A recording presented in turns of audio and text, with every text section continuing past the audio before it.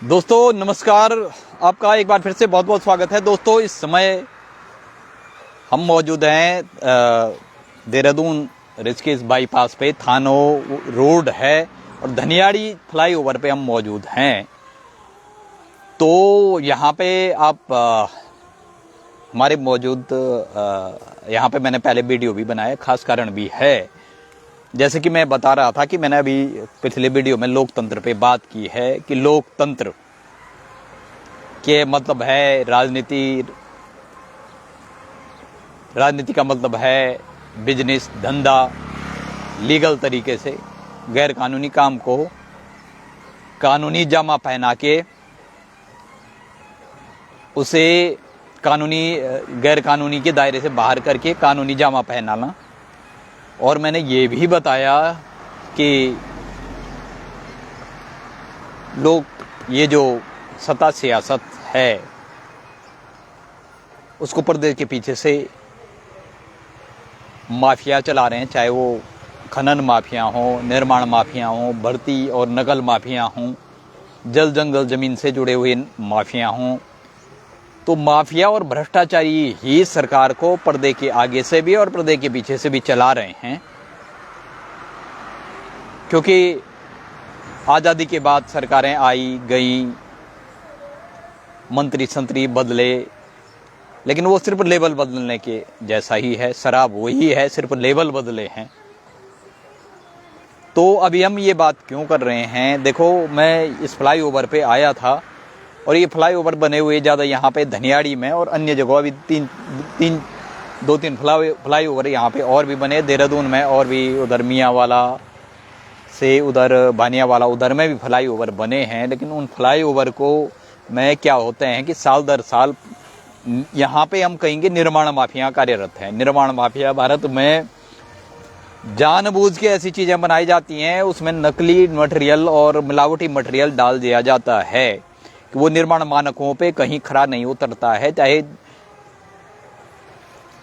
जानबूझ के ऐसा किया जाता है और उसमें सभी की मिली भगत होती है। जैसे मैं बता रहा था कि राजीव गांधी ने 1987 में कहा था कि जो योजनाओं का हो, निर्माण कार्य का हो या कल्याणकारी योजनाओं का हो, राष्ट्रीय कार्यक्रमों का हो या बजटीय आवंटन है, जो भी यहाँ से आवंटित मंत्रालयों से निकलता है, उसकी बंदरबांट मंत्रालयों से ही शुरू हो जाती है। जो मंत्रालयों में बैठे हुए मंत्री संतरी हैं, जो खुद अपने मुंह से घोषणा करते हैं योजनाओं का और बजटीय आवंटन का, उन्हीं को सबसे ज़्यादा हिस्सा जाता है। मैं सभी को नहीं कहता, लेकिन अधिकांश ऐसा ही है। भारतीय राजनीति की जो हिसाब किताब है तो वहीं से बंदरबाट शुरू हो जाती है। और वो जाते जाते राजीव गांधी ने कहा था कि एक दिवंगत प्रधानमंत्री 1 रुपया जब हम देते हैं तो धरातल पे जाते जाते वो सिर्फ 15 या 20 में से ही बचा रह जाता है।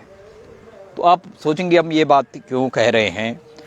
क्योंकि भारत में जैसे जो राजनीति, लोकतंत्र का मतलब सिर्फ वोट, चुनाव और राजनीति रह गया है, चुनाव जीतना रह गया है।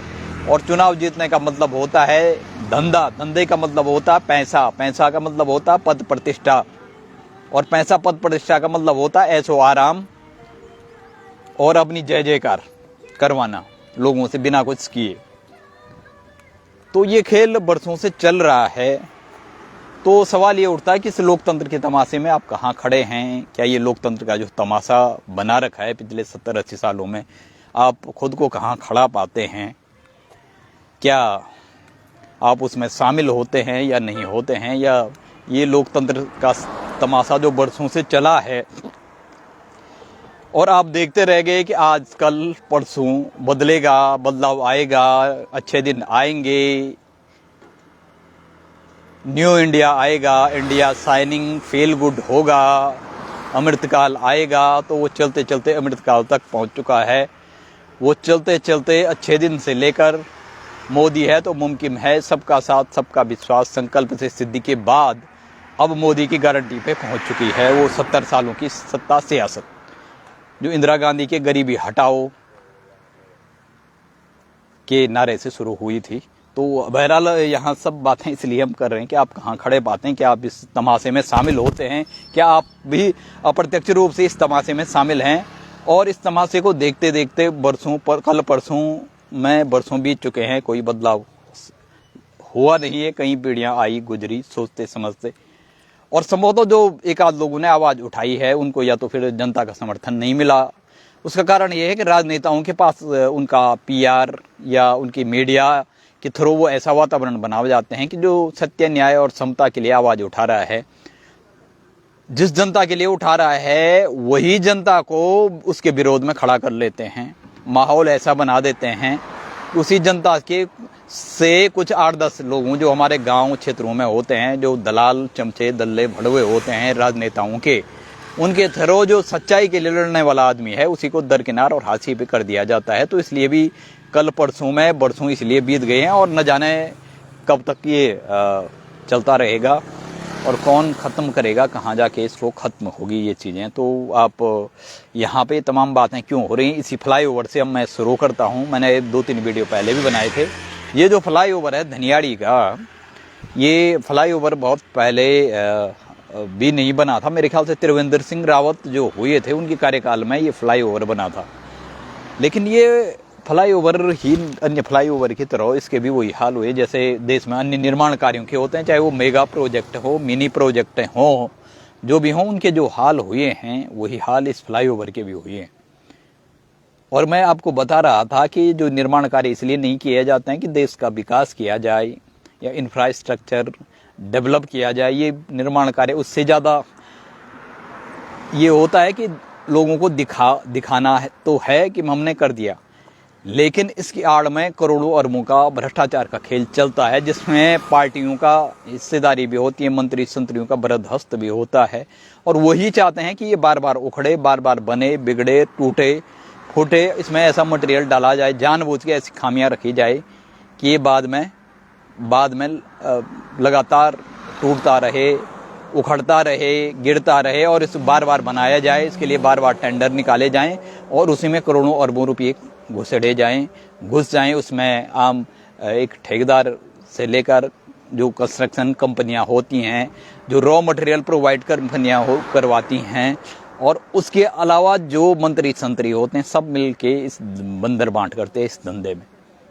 और जब इन पे आवाज़ उठाई जाती है किसी भी चीज़ पे, जैसे आपने देखा होगा, तो इनके पेट में दर्द होने बैठ जाता है, इनको डायरिया, खाज खुजली होने बैठ जाती है, इनको डिसेंट्री होने बैठ जाती है, चाहे इनके सवाल EVM पे उठाया जाए या किसी भी चीज़ पे अगर सवाल उठाया जाए, या भ्रष्टाचार पे, या खनन माफिया, भू माफिया, निर्माण माफिया, नकल माफिया और तमाम प्रकार की माफियाओं पे अगर सवाल उठाया जाए तो इनको दस्त होने लग जाते हैं।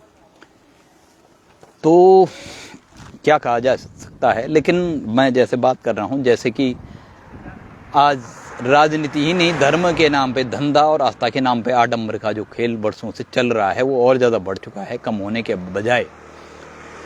धर्म के नाम पे धंधा, आस्था के नाम पे आडंबर, राजनीति के नाम पे भी दिखावा, छलावा, भ्रष्टाचार, और राजनीति के नाम पे भी धंधा, चोखा धंधा, लोगों की भावनाओं का धंधा।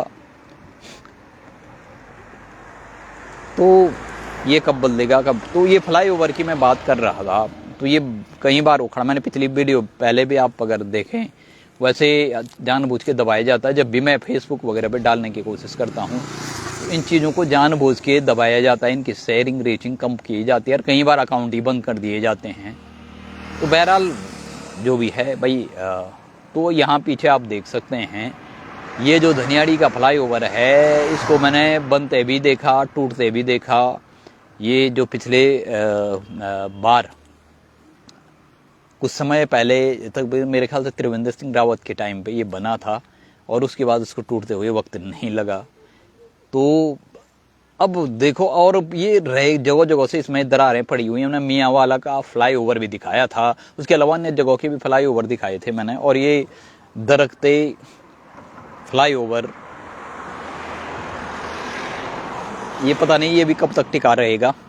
और ये देखो फिर से इसका निर्माण कार्य किया गया, आप देख सकते हैं, ये देख सकते हैं आप। ये भी मतलब वो करवाया गया है, एक चेक एंड बैलेंस वाली बात आती है ना, खाली चेक एंड बैलेंस किया गया है, मतलब खानापूर्ति जिसे कह सकते हैं, डैमेज कंट्रोल वाली बात है ये। और इसी में लगा लो ये छोटा सा यहाँ पे फ्लाईओवर टूट गया था पिछली बार, और अभी ये पूरा ही टूटने वाला, धीरे धीरे करके पूरा दरकेगा ये। और न निर्माण कंपनी की कोई जिम्मेदारी, लाइबिलिटीज जैसे यूरोपियन कंट्रीज में होता है, जो भी कार्यदायी कंपनी होती है उसको तकरीबन 10 साल या 20 साल की लाइबिलिटीज लेनी पड़ती है, यानी जिम्मेदारी और जवाबदेही होती है उसकी कानूनी रूप से, कि अगर कोई चीज़ टूट गई या दरक गई या निर्माण कार्य ढह गया तो उसको स्वयं अपने खर्चे से वो फिर बनाना पड़ेगा गुणवत्ता के मानकों के अनुसार। और वहाँ जो कंपनियां चुनी जाती हैं उनका रिकॉर्ड दिखाया जाता है, ऑफ रिकॉर्ड उनका कितना अच्छा रहा है, क्या रहा है। जो यूरोपियन कंट्रीज हैं जहाँ मेगा प्रोजेक्ट बनाए गए हैं, आज भी आप भारत में देखते होंगे अंग्रेजों के टाइम के जो निर्माण कार्य हैं वो आज भी मौजूद हैं, चाहे उन्होंने ट्रेन की पटरियां बिछाई, कुछ बिछाई, वो आज भी मौजूद है। तो इतनी जिम्मेदारी और जवाबदेही के साथ काम होता था उस समय। और यूरोपियन कंट्रीज में आप देखिए, आप यूरोपियन ही नहीं, आप सिंगापुर, जापान में देखिए, कोरिया में देखें, वहाँ कंपनियों की लाइबिलिटीज, जागरूक, जिम्मेदारी और जवाबदेही के लिए 10-10 कानून बनाया गया है, बाध्यकारी कानून बनाया गया है। और अगर कोई कंपनी घटिया निर्माण कार्य करती हैं या दो चीज़ें होती हैं, सबसे पहले तो ऐसी कंपनियों को और ठेकेदारों को चुनाया जाता है जिनका अच्छा रिकॉर्ड रहा है पिछला, चाहे वो उसके लिए कई मानक दिए जाते हैं कि वो कौन सी टेक्नोलॉजी का यूज़ करते हैं, मटेरियल कौन सा उनका यूज होता है, और उनका पिछले निर्माण कार्यों का रिकॉर्ड कैसा रहा है, ये देखा जाता है। दूसरी बात आती है उनकी लाइबिलिटीज तय करना, यानी जिम्मेदारियां और जवाबदेहियां तय की जाती हैं विदेशों में। अमेरिका में 20 साल है, 20 साल तक अगर निर्माण कार्य मतलब नेचुरल तरीके से अगर ऑटोमेटिकली अपने आप ही ढह गया, टूट गया, फूट गया, तो जो कंपनी ने वो काम किया था उस कंपनी को अपने खर्चे पे दोबारा वो निर्माण कार्य करना पड़ता है। ये नियम बनाए गए हैं। लेकिन भारत में ऐसा कुछ नहीं होता। भारत में जो पार्टी सत्ता में चलेगी और जो उस पार्टी के विधायक, सांसद, नगर पालिका अध्यक्ष, नगर निगम अध्यक्ष या अन्य जो भी हैं, वो जो भी सत्ता सियासत में चले गए, वो क्या करते हैं, वो अपने लोगों को ही ठेके दिलवाते हैं। उसमें कोई रिकॉर्ड नहीं देखा जाता है। उनकी लॉबी की जो कंपनियां हैं, जो ठेकेदार हैं, उसमें फ़ायदा देखा जाता है, अपने व्यक्तिगत संकीर्ण, पार्टीगत, दलगत या व्यक्तिगत संकीर्ण, क्षुद्र और कुछ स्वार्थ देखे जाते हैं, चाहे वो दलगत हों या फिर व्यक्तिगत हों, दोनों होते हैं वो। क्योंकि पार्टी को भी चुनाव लड़ने के लिए पैसा चाहिए, पार्टी को भी अपने 5 स्टार 7 स्टार कल्चर को बरकरार रखना है, और 5 स्टार 7 स्टार कल्चर को बरकरार रखने के लिए ये वो करना पड़ता है। पैसे चाहिए होते हैं, चुनाव लड़ने के लिए पैसे चाहिए होते हैं। उसके अलावा पार्टियों के बहुत सारे आयोजन होते हैं, उसके लिए भी पैसे चाहिए होते हैं। और साथ में उनको व्यक्तिगत अपनी संपत्तियां बढ़ाने के लिए, अपने 100 पुस्तकों के लिए भी पैसे चाहिए होते हैं, अपने प्रॉपर्टी और काले धन को स्विस बैंकों से तमाम टैक्स हेवन जो देश हैं वहाँ भरने के लिए, और विदेशों में नामी, देश और विदेश में नामी बेनामी संपत्तियों को जोड़ चाहिए होते हैं उनको। तो निर्माण कार्य सिर्फ भारत में कोई कंपनी और ठेकेदारों की कोई लाइबिलिटीज रिकॉर्ड नहीं देखा जाता है, ऑफलाइन ऑनलाइन कोई रिकॉर्ड नहीं देखा जाता है। कार्य कर रहे हैं और जो भी है निर्माण कार्य पूरा हो चुका है या पूरा, ये जनता को सिर्फ दिखाया जाता है, भ्रमित। मतलब मैं बता रहा था ना कि भारतीय जो समाज है, चाहे राजनीति है, वो छलावे दिखावे पे ज़्यादा चलती है, वो ज़रूरतों के अनुसार नहीं चलती है। उसमें प्रोग्रेसिव सोच नहीं होती है। उसको ये होता है कि पड़ोसी क्या कर रहा है, मेरा भाई बंद क्या कर रहे हैं, कोई अन्य क्या कर रहा है, बस नकल, और मुझे भी उसी। तो ये छलावा जो दिखावा है यहाँ पे भी बरकरार रहता है। जनता को दिखाया जाता है, हाँ जी हमने फ्लाईओवर भी बना दिए, हमने सड़कें भी बना दी, संपर्क मार्ग भी बना दिए, लेकिन ये नहीं दिखाया जाता है कि उसके पीछे वो कैसे घटिया निर्माण कार्य किए हैं और उसके पीछे कितने करोड़ों अरबों का खेल हुआ है। तो ये इसका जीता जाता उदाहरण है जो आप देख रहे हैं पीछे, इसका जीता जाता उदाहरण है। ये देख लीजिए आप, ये तमाम दरारें भी आपको दिखा रहा हूं मैं।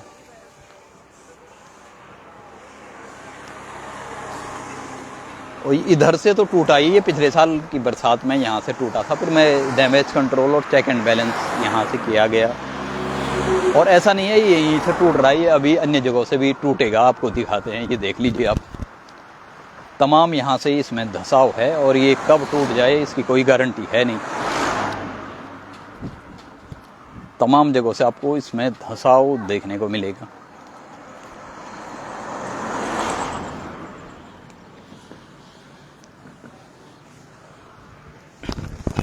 ये देख लीजिए आप, फिर धंस रहा है और कभी भी फिर तरकेगा ही। इससे आगे वाले फ्लाईओवर के भी वही हाल है, इससे इतर कोई अलग भी अन्य फ्लाईओवर के भी कोई इतर हाल नहीं है। ये देख लो आप,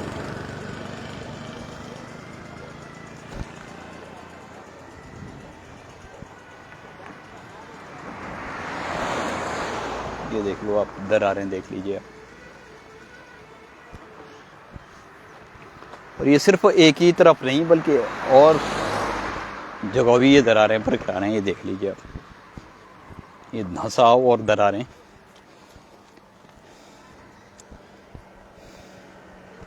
ये देख लीजिए आप, इधर भी दरारें।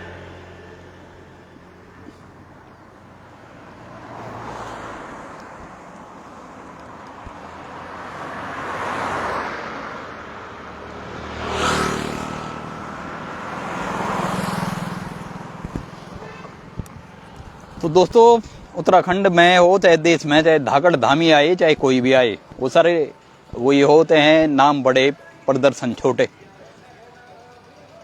मीडिया के थ्रू प्रचार करके, प्रचार प्रसार करके, होर्डिंग्स लगा के अपनी जय जयकार करना, बस यही प्रिय सगल रह गया है। पार्टी कोई भी आए वो सिर्फ लेवल बदलने की जैसा ही होगा। शराब, पुरानी शराब का लेवल बदलना जैसा लेवल बदलते रहेंगे। और आज़ादी के अमृतकाल में लगातार वो लेवल बदलते रहे हैं। नहीं बदला है तो भ्रष्टाचार और माफिया तंत्र का काला साम्राज्य की दिन दुगुनी रात चौगुनी वाली इस प्रगति की स्थिति। और वो भी उस देश में जिस देश में भगवान के बताते हैं कि 23 अवतार हो चुके हैं और 24वां अवतार होने वाला है। जो देश तमाम देश दुनिया में सत्य धर्म न्याय की दुहाइयाँ देता फिरता है, वो देश जिसके नुमाइंदे कारकुन रहनुमा जिसके नुमाइंदे रहनुमा कारकुन सत्ता सियासतदान देश विदेश में चिल्लाते फिरते हैं कि हम तो भगवान देवभूमि है, हमारी धर्म भूमि है, हमारी महापुरुषों की भूमि है, हमारी हम विश्वगुरु रह चुके हैं, हमारी सभ्यता संस्कृति और इतिहास महान है और हम सत्य धर्म न्याय के लिए, स्वाभिमान के लिए अपनी जान कुर्बान करने वाले देश के निवासी हैं। ये उस देश के हाल हैं। अगर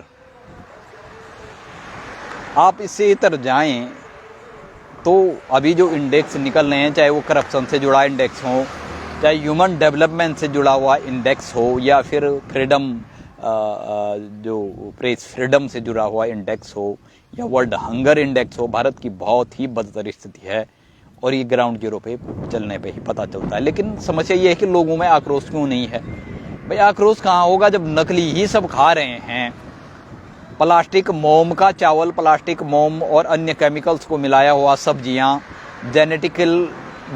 genetically modified crops, vegetables, seeds और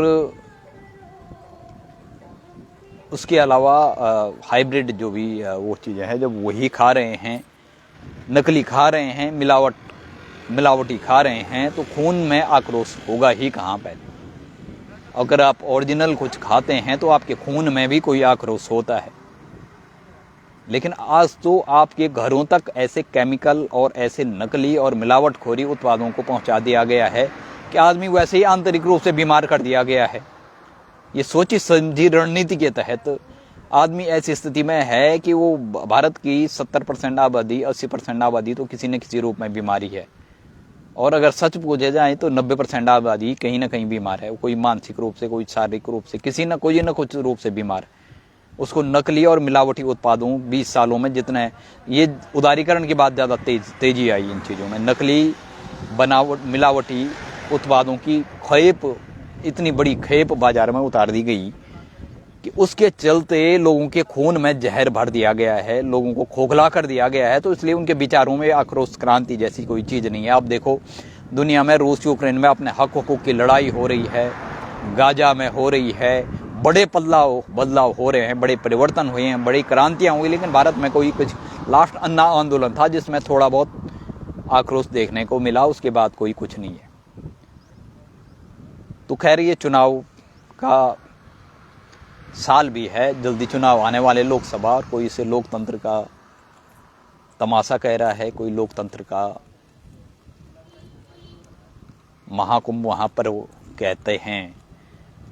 और इस लोकतंत्र के महापर्व में आप खड़े हैं, आप कहाँ खड़े हैं? आप लोकतंत्र के महाकुंभ में खड़े हैं, आप लोकतंत्र की महाकुंभ की भीड़ में या लाइन में खड़े हैं, आप लोकतंत्र के महापर्व की भीड़ में या लाइन में वोट देने के लिए खड़े हैं, या फिर आप इस लोकतंत्र के तमाशे में खुद तमाशा बन के खड़े हैं? ये आपको सोचना है कि ये जो चल रहा है छल छलावा, दिखावा, आडंबर, भ्रष्टाचार, माफिया राज और धर्म और राजनीति के नाम पे, आस्था के नाम पे आडंबर, धर्म के नाम पे धंधा, राजनीति के नाम पे धंधा, दिखावा, छल छलावा, भ्रष्टाचार, ये कहाँ जाके रुकेगा? ये आपको सोचना है, क्योंकि जनता जनार्दन है, और अगर वो बदलाव के लिए तैयार नहीं होगी तो फिर इस देश का क्या, किसी भी देश का कुछ होने वाला है नहीं। तो आपके सामने विकल्प रह जाते हैं, या तो आप नारों के सारे, बैनरों के सारे, मीडिया के प्रचार प्रसार के सहारे ये सोचें कि आप महान देश भारत में जी रहे हैं, भारत महान सभ्यता, संस्कृति और इतिहास वाले देश में जी रहे हैं, आप अमृतकाल और राम राज्य में पहुंच चुके हैं, अब आपको कोई किसी चीज़ की कमी नहीं रह गई है, नैतिकता, स्वाभिमान जैसी कोई चीज़ें नहीं रह गई हैं, बस आप आराम से घर में पड़े रहो और मजे लो। आपको फ्री घर में राशन, गेहूँ, चावल, चाहे वो नकली ही क्यों ना हो, वो पहुंचाया जाएगा। आप अमृतकाल में राम राज्य में जी रहे हैं, आप दुनिया के सबसे बड़े लोकतांत्रिक देश में जी रहे हैं, और अमृतकाल आ गया है, राम राज्य आ गया है, नेताओं की गारंटियां दी जा रही हैं, दुहाइयां दी जा रही हैं, वादे इरादे जतलाए जा रहे हैं, संकल्प तो नहीं रह गया है, अब संकल्प से सिद्धि हो गई है, यानी सिद्धि तक पहुंच चुके हैं। या तो इस बात को सोच के आप मुस्कुराइए, खुश होइए, चाहे आंतरिक हालात जैसे भी हों, या फिर आप एक जनता जनार्दन होने के नाते आप फैसला कीजिए, इस चीज़ को उखाड़ फेंक के बदलाव कीजिए। अगर आप आने वाले भारत को एक समग्र, समावेशी और सतत विकास के ऊंचे पायदान पे देखना चाहते हैं, अगर आप चाहते हैं कि हमारे देश में सत्य, न्याय, समता, निष्पक्षता पर आधारित लोकतंत्र खड़ा हो, एक सत्य, न्याय, निष्पक्षता पर आधारित प्रगतिशील और गुणवत्तापूर्ण लोकतंत्र खड़ा हो, तो उसके लिए आपको उठना पड़ेगा, जूझना पड़ेगा, और एकजुट, एक मत होकर एक मंच पे आना पड़ेगा, और अपने व्यक्तिगत संकीर्ण, क्षुद्र, कुत्सित और निकृष्ट व्यक्तिगत स्वार्थों और राजनीतिक स्वार्थों दोनों को ही त्यागना पड़ेगा। आपको छोड़ना पड़ेगा कि आप दारू की बोतल में बिक के वोट डाल देंगे। आपको ये चीज़ें अपने स्वाभिमान के अनुसार त्यागनी पड़ेगी। आप कुछ पैसे या कुछ राशन लेके नेताओं से या कुछ वो हित साध के आप लोकतंत्र का पूरा करेंगे। आपको ये चीज़ें त्यागनी पड़ेगी। लोकतंत्र का गला घोटने में आप उनके सहयोगी नहीं बनेंगे, इस चीज़ की आपको शपथ लेनी पड़ेगी। तो गेंद आपके पाले में है, विकल्प आपके सामने है। कि भारत में क्या हो रहा है मैं आपको दिखा चुका हूँ। यहाँ फ्लाईओवर का भी मैंने उदाहरण दिया कि लोकतंत्र के नाम पे यहाँ पे क्या चल रहा है। जो 50% लोग वोट डालते हैं उनके नाम पे ये लोकतंत्र का इन्होंने नकली दरबार और नकली डंडा खड़ा कर रखा है। और इनकी चांडाल चौकड़ी प्रचार प्रसार के माध्यम से लोगों को भय भ्रमित करके लोगों का स्वाभिमान खत्म कर दिया है। और समाज में ऐसे लोगों की भरमार धीरे धीरे बढ़ रही है कि उनको भी प्रेरित किया जा रहा है कि आप भी जैसे छद्म छल प्रपंच षड्यंत्र ये नाम का दिखावा करके आप भी ऐसी आदत डाल दें। तो या तो आपको इसकी आदत डालनी पड़ेगी या आपको इसका निस्तारण करना पड़ेगा या इसको बदलना पड़ेगा। लेकिन बदलाव इतने आसान नहीं होते हैं। जो भी व्यापक दूरगामी रूप से महत्वपूर्ण बदलाव होते हैं उसके लिए बहुत कुछ करना पड़ता है, बहुत कुर्बानियाँ देनी पड़ती हैं और सभी लोगों को एकजुट एक मत होकर एक मंच पे आना पड़ता है, वो भी अपने व्यक्तिगत संकीर्ण क्षुद्र कुत्सित और निकृष्ट स्वार्थों को त्यागते हुए। तो ये आप सोचिए, आप लोकतंत्र का तमाशे में तमाशबीन बन के खुद तमाशा बनना चाहते हैं या तमाशबीन बनना चाहते हैं, या आप इस लोकतंत्र के तमाशे को वास्तविक लोकतंत्र में बदलने के लिए कुछ करते हैं। शायद हाँ या फिर कभी नहीं, इसका फैसला आपको करना पड़ेगा क्योंकि आप जनता जनार्दन हो और फैसला अब जनता की अदालत में है, जनता जनार्दन की अदालत में है और अंतिम फैसला अंतिम बदलाव उसी को करने पड़ते हैं। और एक बार फिर से for the people by the people of the people के साथ आप सभी लोगों का बहुत बहुत धन्यवाद, बहुत बहुत शुक्रिया हमसे जुड़ने के लिए। हम लगातार बहुत सारे मुद्दों से आपको परिचित करवाते रहेंगे। नए कारवां, नई मंजिल, नए मुद्दों, नए लोगों के साथ आपसे रूबरू होंगे। बहुत बहुत शुक्रिया, नमस्कार।